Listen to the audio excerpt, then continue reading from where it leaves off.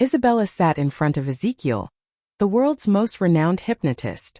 Her thin face and sunken eyes, combined with her reverent demeanor, made her look like a devout believer.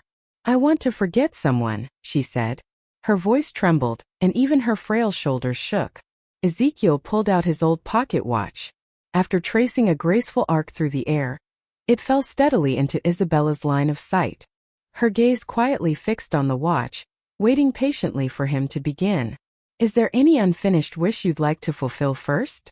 Ezekiel asked. Isabella shook her head. Ezekiel felt his question was pointless. If she weren't utterly despairing, how could this young woman have chosen such a drastic way to sever ties with her past? "Where should I send you after the hypnosis?" he asked, changing the topic. As an internationally renowned hypnotist, he had helped many people recover lost memories and erase painful ones. Those who left his clinic often seemed reborn. But Isabella wanted all her memory erased. Once the hypnosis was complete, she might end up a fool. He needs to arrange a place for her to go afterward so he wouldn't be stuck with her. Isabella hesitated, then eventually wrote down a string of numbers. "This is my husband's phone number. Send me back to him," she said. Her eyes inexplicably reddened, and her voice dropped to a murmur. "If he doesn't want me, could you leave me at Rainbow Bridge?" Ezekiel, intent on doing his job well, nodded without hesitation. "All right. Let's begin." As the pocket watch swayed, an eerie, lulling melody filled Isabella's ears. Her mind flickered with scenes of her past life. She saw her parents divorce, both of them fighting over her elder sis. The younger version of her curled up in a corner, crying and begging them not to abandon her. She promised to eat well, study hard, and be a good child. Yet in the end, her father won the lawsuit and took her sis. She stayed with her mother, who subjected her to daily beatings and scoldings, calling her a burden who had ruined her life. Amidst the thorns of hardship, Isabella defied fate and eventually became an outstanding university student. The scene shifted. At 19, she met Nathan Hill. He was like a ray of light piercing her dark life. He paid her tuition, taught her foreign languages, and polished her into a proper socialite before proposing to her. She believed all her misfortunes were worth enduring if they led her to Nathan. She was grateful to him and loved him deeply. After their marriage, she devoted herself entirely to being his sweet little wife. Then 3 months ago, Nathan Hill pressured her to donate a kidney to her critically ill sis. Isabella, afraid of pain and reluctant deep down, hesitated. But Nathan gripped her chin and said, "Bella, did you know why I married you? I gave you wealth and luxury so I could have your kidney." Isabella wasn't stupid. Her face turned pale as paper. Trembling, she asked, "Nathan, have you ever loved me?" Nathan admitted, "Bella, I once loved your sis deeply. Very deeply. But I promise you, as long as you save her, our marriage will remain valid. As long as she lives, I'll have no regrets in this life." It was then Isabella realized his love had never belonged to her. Yet she loved him too much and relied on him too deeply. After all, he was the first man in her life who had treated her kindly. Unwilling to lose him, she decided to give up her kidney to preserve their hard-won marriage. The surgery was a success. While Isabella lay weak and barely alive in her hospital bed, she heard laughter from Nathan and her father in her sis's room. Tears streamed down her cheeks, bitter tears. She too had just undergone surgery, but neither her father nor her husband, the two men closest to her, cared about her survival. They only cared about Victoria, the prettier and smarter one. If Victoria exists, why did Isabella have to be born? She thought. From that moment on, she had no hope for the future. Her world lost all its color. So while Nathan stayed by Victoria's side during her recovery, Isabella secretly arranged to meet the world's most famous hypnotist for what would become the most successful hypnosis in history. When the session ended, Ezekiel was surprised to see Isabella's once dull eyes sparkle like obsidian. The gloom on her face was gone, replaced by an innocent, cheerful expression. Ezekiel picked up the note Isabella had written earlier and sent a text to Nathan. "Your wife is with me only for 3 days. Come get her." Nathan was sitting quietly in Victoria's hospital room when he received the message. Looking at the newly recovered Victoria filled him with a sense of relief. His assistant, Jaden, entered, respectfully handing him the phone. "Sir, there's been a message for you." Annoyed at being interrupted, Nathan glanced at the screen. His sharp eyes narrowed before he sneered coldly. Scammers these days were ridiculous. His wife, Isabella, was clearly still lying in her hospital bed. After surgery, she was either asleep or too weak to move. How could she have run off and fallen prey to scammers? Yet, inexplicably irritated, he got up and strode to her hospital room to confirm her presence. Only by checking could he put his mind at ease. But when he pushed open the door, his face froze. The bed was neatly made, as if she had deliberately tidied it before leaving. A silent farewell. So the text was real? Nathan's dark eyes gleamed with frost. His fists clenched, knuckles cracking. "Bella," he muttered. "Could you be any dumber? Leaving the hospital to encounter scammers instead of resting? Only Isabella the fool could manage such a thing." He ordered his assistant to track the location of the sender's phone. Luckily, the scammer didn't seem too bright. The address was easy to find. Nathan grabbed some cash and drove to a chaotic, rundown area on the 6th Avenue. He couldn't believe such a filthy place existed in the capital. After searching the area, he finally found Isabella outside a shop with the skull emblem. Her behavior, however, was peculiar. Under the sunlight, she performed peculiar shadow dances while humming an off-key tune. Nathan observed Isabella's antics, a hint of confusion surfacing in his eyes. This wasn't the Isabella he knew. Stepping out of his car, Nathan strode toward her, his face dark with annoyance over the trouble she had caused. "Bella, who let you out on your own? Your wounds haven't even healed," he reprimanded. The moment Isabella saw him, she instinctively jumped a meter away, clutching her chest in a defensive gesture. Her startled expression and wary gaze filled Nathan with a sense of unease. "Who are you?" she asked timidly. "I'm your husband," he replied impatiently. But Isabella clearly didn't believe him. She turned on her heel and bolted into the shop adorned with a skull motif. Nathan followed her with long strides. Inside the shop, Isabella cowered behind the hypnotist, Ezekiel, peeking out cautiously with terror in her eyes. Even Nathan, as dense as he could be, realized something was wrong. Isabella didn't recognize him. His hawk-like gaze sharpened as it landed on Ezekiel, cutting through the air like a blade. "What did you do to my wife?" he demanded coldly, his tone dark and foreboding. At that moment, his only thought was that Ezekiel had drugged Isabella with hallucinogens or hurt her, causing her mental breakdown. Ezekiel tossed a contract toward Nathan. "Your wife contacted me 2 months ago, insisting I perform hypnosis on her." Seeing Ezekiel's professional badge, Nathan finally realized this was the globally renowned hypnotist people praised as nearly godlike. But he couldn't understand, why would Isabella seek hypnosis? Flipping through the contract Isabella had signed, he noted how meticulously detailed it was, with clear terms and transparent fees. Yet, the listed services sent shockwaves through his mind. Help Isabella forget her birth, her father, and the existence of her sis. Help Isabella forget her married life, erasing all traces of Nathan Hill from her memory. Help Isabella forget the pain of undergoing a kidney transplant. Final item. Teach Isabella to love herself. Nathan's tall and imposing figure visibly stiffened as he processed the implications. His deep, calculating gaze flickered with resistance. He looked at Ezekiel in disbelief. "You forged this, didn't you? Isabella would never do something like this." Ezekiel calmly explained. "At first, Isabella only wanted to forget you. But after seeing my reasonable fees, she decided to add a few more items. We verbally agreed I'd erase all her past memories in exchange for her entire fortune. In short, Isabella is now penniless. Do you still want her?" Ezekiel added lightly. "She did mention that if you no longer wanted her, I should send her to Rainbow Bridge." Hearing the words Rainbow Bridge, Nathan's towering frame shook. His striking features cracked like ice under the sun. Rationality slowly returned, and he replayed the last 3 months in his mind. Each time he visited Isabella in her hospital room, she had been sound asleep. He hadn't thought much of it, leaving her room to spend time with Victoria instead. Now he realized how negligent he had been. Isabella must have been avoiding him, pretending to sleep. She had planned this for 2 months. She didn't want him anymore. His chest tightened with an inexplicable discomfort. He felt played. Looking at Isabella's innocent, untroubled expression, Nathan grew restless. Finally, he let out a wicked laugh. Isabella dropped the act.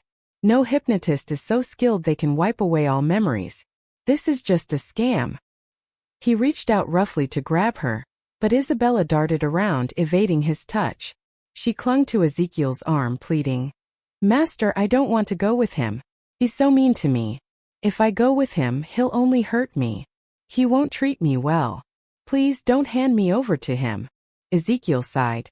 "Isabella, you were the one who gave me his phone number."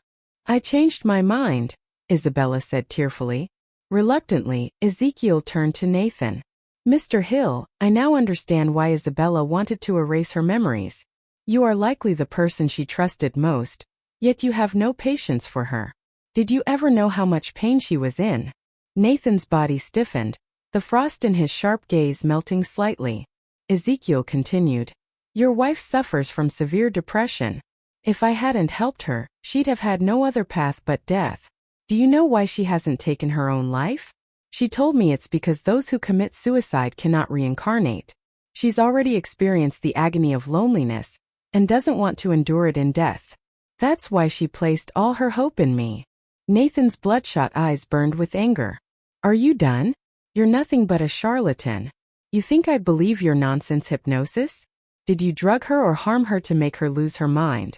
Isabella was always emotionally stable. Ezekiel replied calmly, "Believe what you will, but my words stand. Take your wife home and treat her well. If you can't, then send her to Rainbow Bridge. That's her final wish."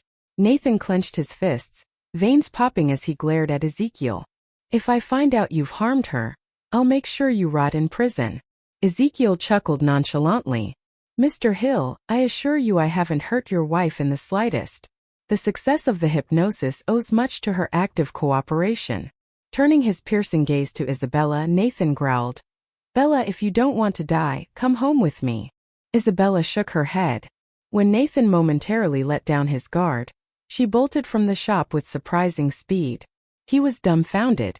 She acted as if he were a monster. In the end, Nathan found her under Rainbow Bridge, curled up like the day he had found her 4 years ago. But though Isabella remained the same bright, innocent soul, Nathan was no longer the cold-hearted man he used to be. Nathan extended his hand toward Isabella. "Come home with me." The scene faintly overlapped with their first meeting 4 years ago. Back then, it was in this very spot where a wounded Isabella, driven out of her home by her mother, had curled up in despair. Nathan Hill, like the dawn breaking through the darkness, appeared in her life. Naive and inexperienced, Isabella had been drawn to his kind and compassionate face. Without hesitation, she followed him. "Sir, why me?" Though young, Isabella understood that nothing in the world came free. Nathan, burdened by his thoughts, took a moment before replying in a low voice, "It has to be you." She didn't know that he had painstakingly sought her out, going to great lengths to approach her. In her innocence, she mistook him for a benefactor and believed she was just another of the many impoverished children he had helped. She trusted him so easily. "Sir, thank you for giving me a home. I'm very hardworking. I can cook, do laundry, sweep, and mop. I can do so many things." Nathan gave her a faint glance. "I'm not looking for a housekeeper." "Then how can I repay you?" "You really want to repay me?" "Yes. Even a small kindness deserves a great return." Nathan smiled knowingly. Now looking at Isabella curled up again, Nathan, who had spent 4 years with her, could easily deduce her reason for returning to Rainbow Bridge. This was where they had first met, by instructing Ezekiel to bring her back here.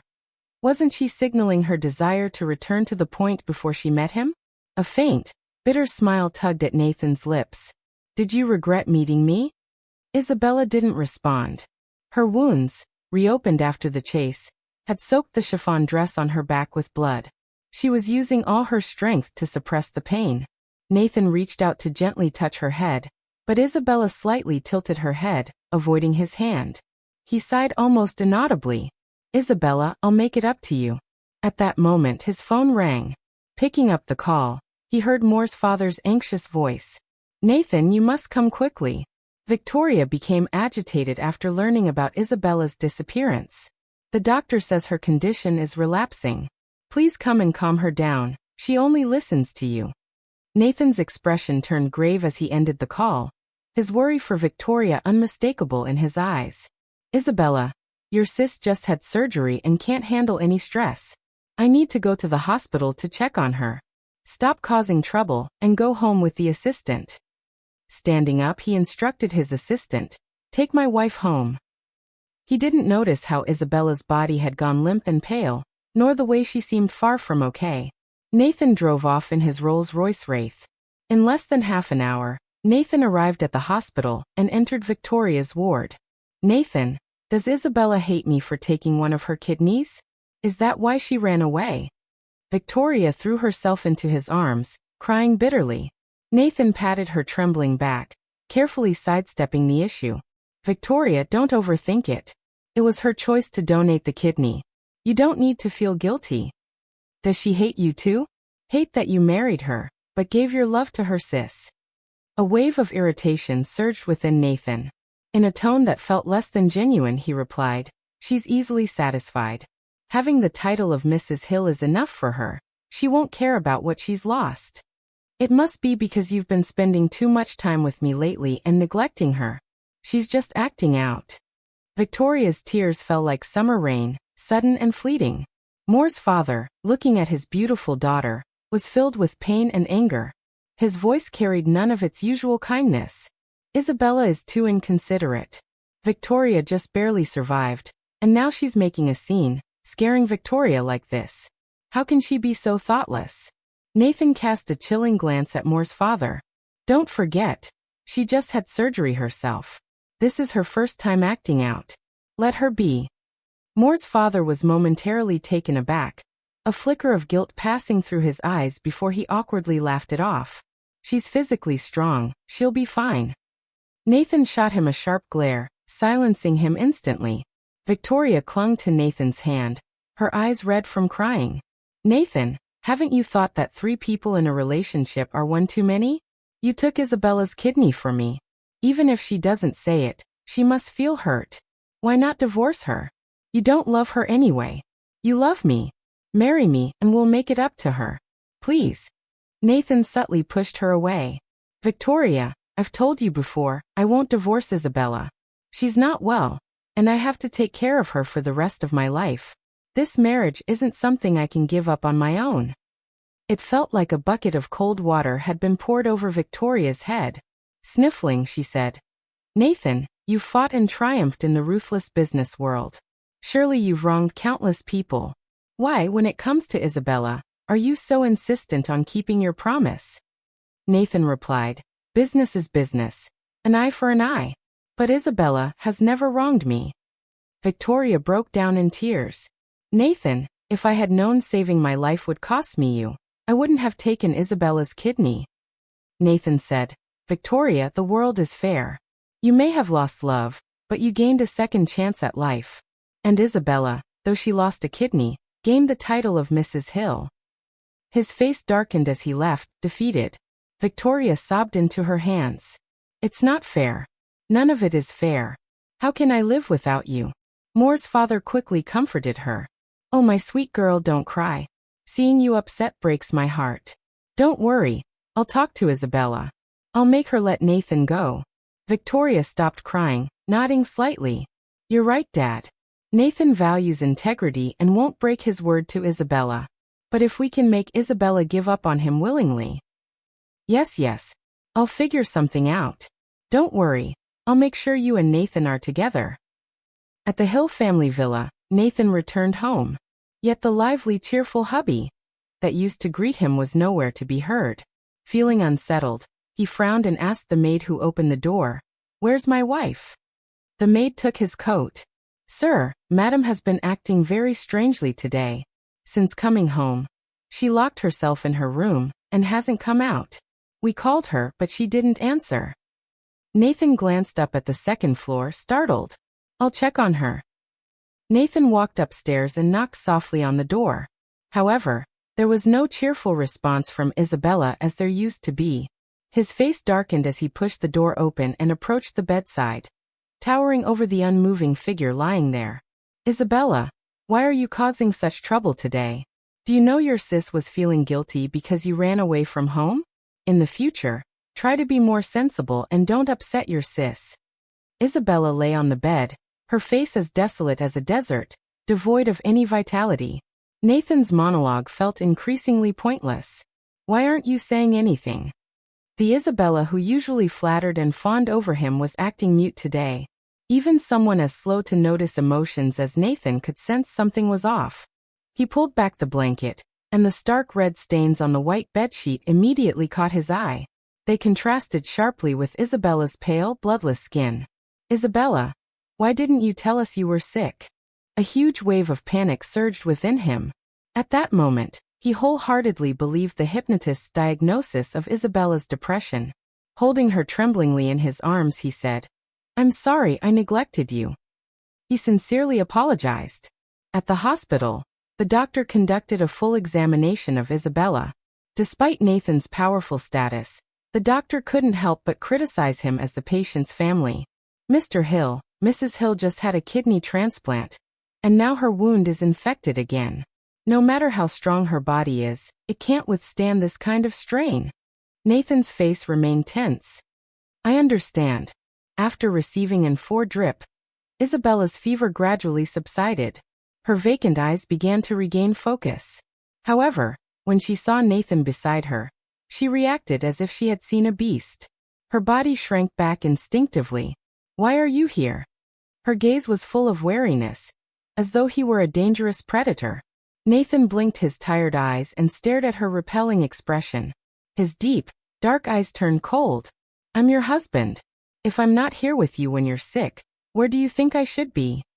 Isabella discreetly reached for the syringe on the bedside table, her defensive instincts clear. Noticing her fidgety hand, Nathan's handsome face darkened. "You really don't recognize me?" Isabella nodded earnestly.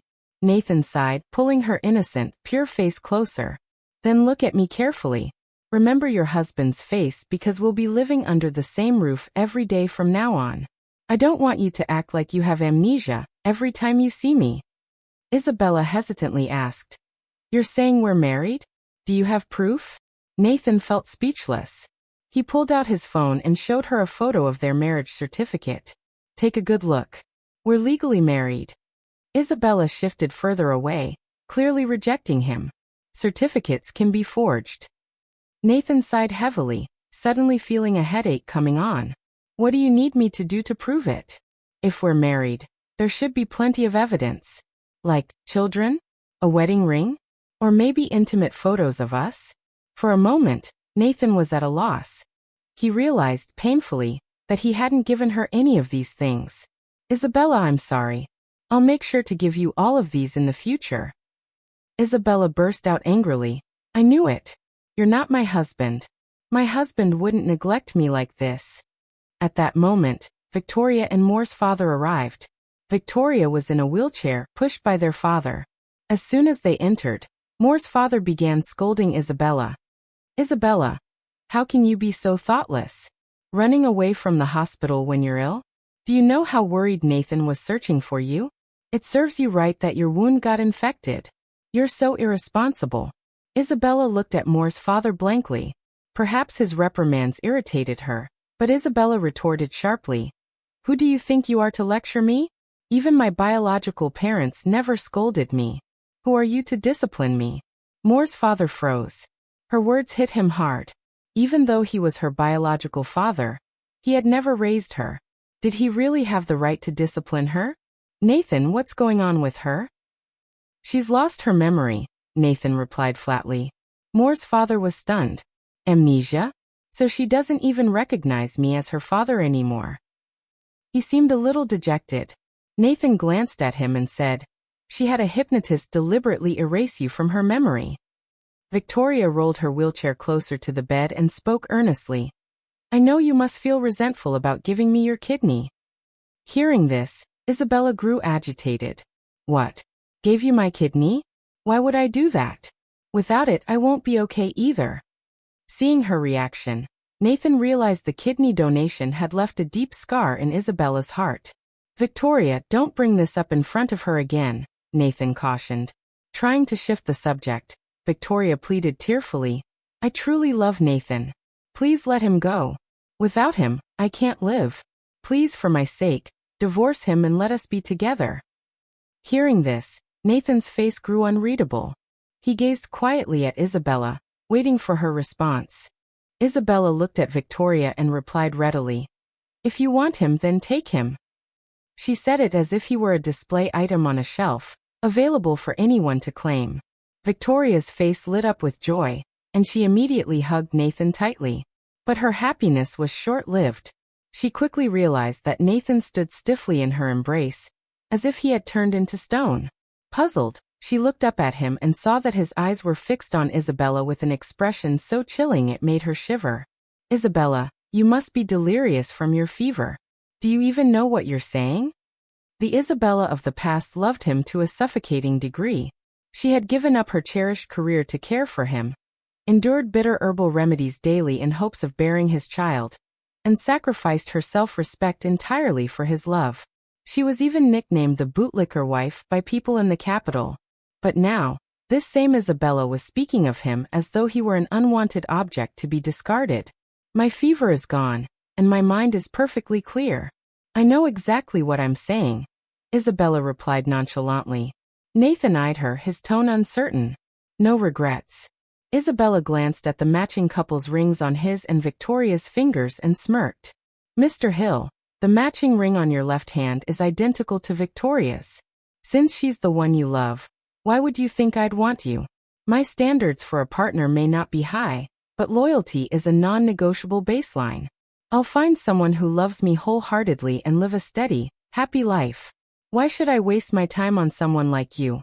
Unfaithful and unreliable. A man like you, a textbook example of a scumbag. What's there to miss? Once I recover, I'll divorce you. Nathan looked down at his ring, a flicker of guilt flashing through his eyes. You're misunderstanding. Victoria and I just happened to buy the same ring. This isn't a couple's ring, he explained, pulling it off and slipping it into his pocket. Victoria's face turned pale as she stared at Nathan in disbelief, tears pooling in her eyes. Hurt and overwhelmed, she ran out of the room sobbing. Nathan watched her retreating figure, his expression dark and unreadable. His fists clenched tightly as he turned back to Isabella. Isabella, I can't leave you now, you're not in good health. But if you still insist on divorce after you've recovered, I'll grant it. He left abruptly, hurrying after Victoria. Isabella stared at her foredrip, no longer pretending to be strong. Her frail body wouldn't allow her to. But once she left the hospital, she vowed to end things with this man for good. She didn't need a man who couldn't stay loyal. The next morning, Isabella was half asleep when she overheard nurses whispering outside. The patient in the room next door tried to jump off the roof last night. Nathan stayed up there with her all night, pleading with her until she came down. I don't understand him. That woman is sickly and far from an ideal match. Yet he treats her like a treasure. He even went through so much trouble to find her sis for the kidney transplant. And now that she has a new lease on life, she doesn't appreciate his efforts. If you ask me, he's blind and foolish, deserving of whatever misery he gets. The real victim here is the one in this room. After being drained of all her value by those two star-crossed lovers. Her sis got what she wanted and now wants to steal her husband too. This poor woman is about to be left with nothing, and she doesn't even seem to fight back. Isabella's toes curled in anger, gripping the edge of the bed tightly. Her bloodshot eyes glistened with suppressed tears. After the nurse replaced her foredrip, she finally drifted back to sleep, only to be awakened at noon by hunger. Her stomach growled loudly. She hadn't eaten breakfast, and now she felt like she could eat a horse. Grabbing her phone, she ordered takeout. Not long after she placed the order, Nathan unexpectedly showed up. His eyes were red, a mix of exhaustion and something Isabella couldn't quite decipher. Guilt? Isabella, I want to send you abroad. Isabella blinked in shock. Your presence greatly affects your sis's mood. She needs to stay happy for the sake of her health. So, I think it's best if you leave the country for a while. Once she's stable, I'll bring you back. What do you think? Isabella stared at him in disbelief, the nurse's earlier conversation replaying in her mind. Furious, she grabbed the nebulizer from her bedside table and hurled it at him. He dodged it just in time. "Nathan Hill, you're disgusting. If you love Victoria so much, divorce me and be with her." Nathan picked up the nebulizer and set it aside before pulling her into his arms. "Isabella, I know you're upset. Just this once, give me some time. Once you return, I promise I'll cut ties with her and focus on us." Isabella felt a surge of nausea and pushed him away, vomiting all over him.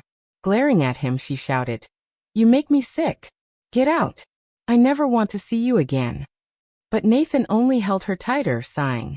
"Isabella, you're jealous, aren't you? I know you love me. But Victoria is your sis. You wouldn't want anything to happen to her, would you?" Isabella was too upset to form coherent words. "Go, just go. I don't want to see you." Eventually, Nathan let her go. "Isabella, believe me, I won't abandon you. Think of it as a vacation. I'll bring you back in 3 months at most." "Leave," she screamed, her voice hoarse. Reluctantly, Nathan left the room. Exhausted, Isabella collapsed back onto the bed, drained as if she had just fought a losing battle.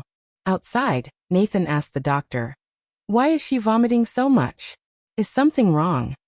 The doctor replied, "Mrs. Hill has a cold and has been under a lot of emotional stress lately, which could be straining her digestive system. Vomiting isn't unusual. Make sure she eats regular meals and gets plenty of rest." Only then did Nathan realize he had forgotten to bring her breakfast. Guilt weighed on him. Determined to make amends, he hurried to get her some food, but as he approached her room, he ran into the delivery person carrying an extravagant meal. He watched as the delivery person walked straight into Isabella's room.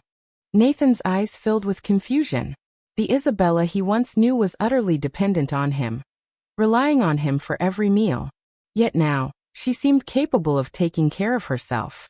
Inside the hospital room, Isabella, though starving to the point of feeling hollow, lost her appetite as she stared at the array of food delivered by the takeout worker. Her hand gently rested on her stomach, a secret known only to her. Her digestive system had always been robust, never susceptible to nausea from something as trivial as a cold.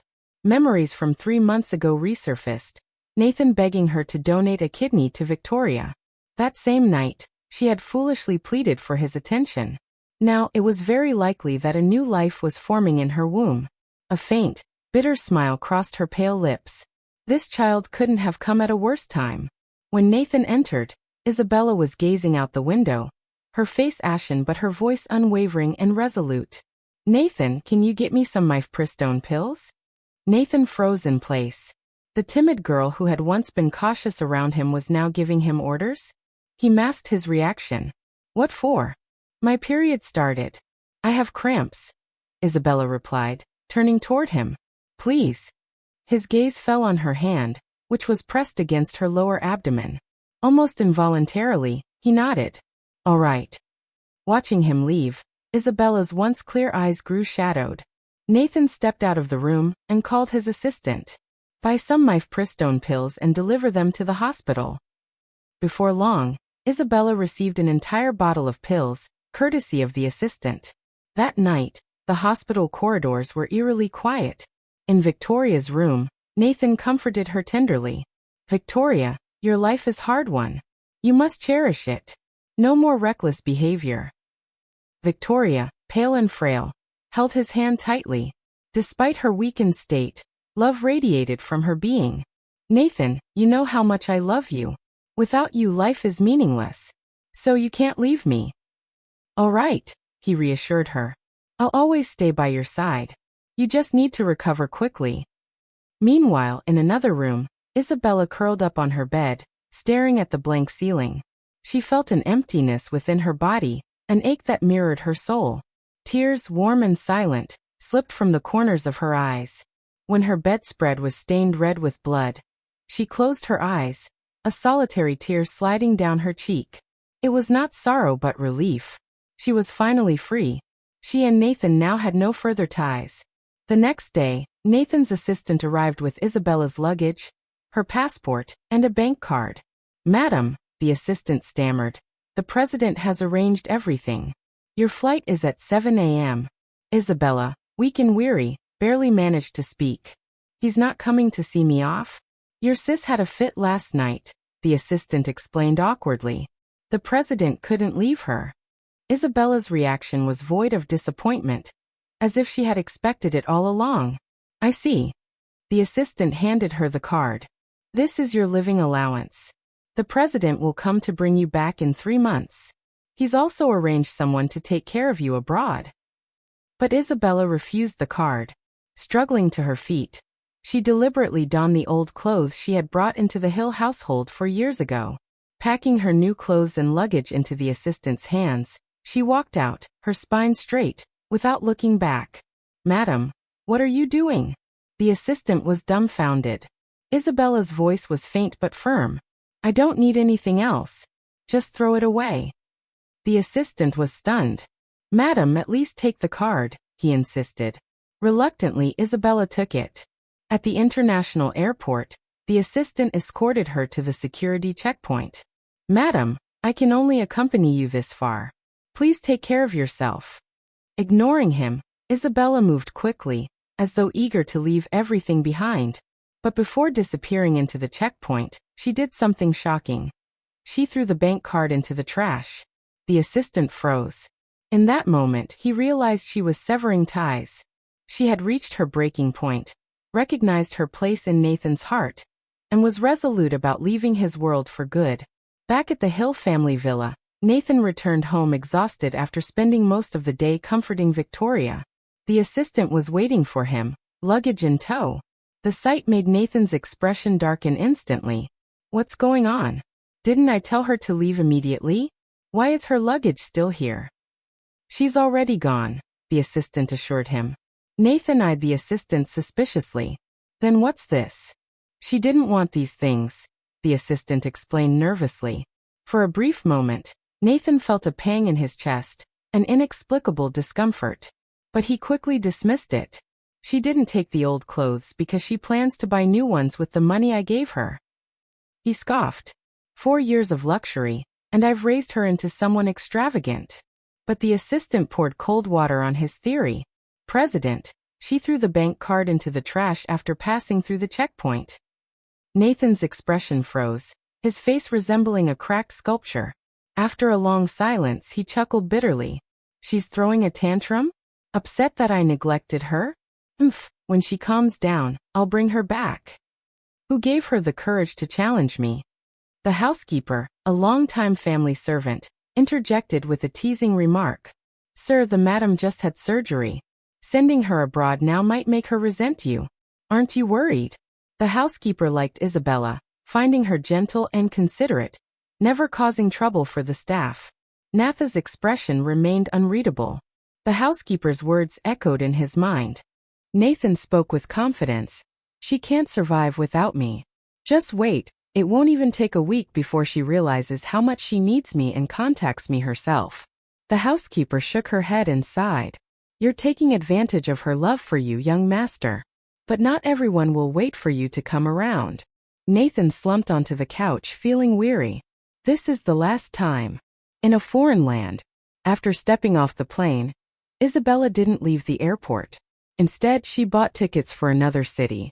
She wandered through several locations before finally arriving in Milan, Italy.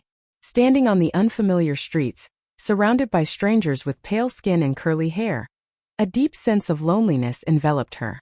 With no money to her name, Isabella found a nearby restaurant where she washed dishes and did odd jobs for meager pay. For lodging, she spent nights sleeping on airport benches until her wages were paid.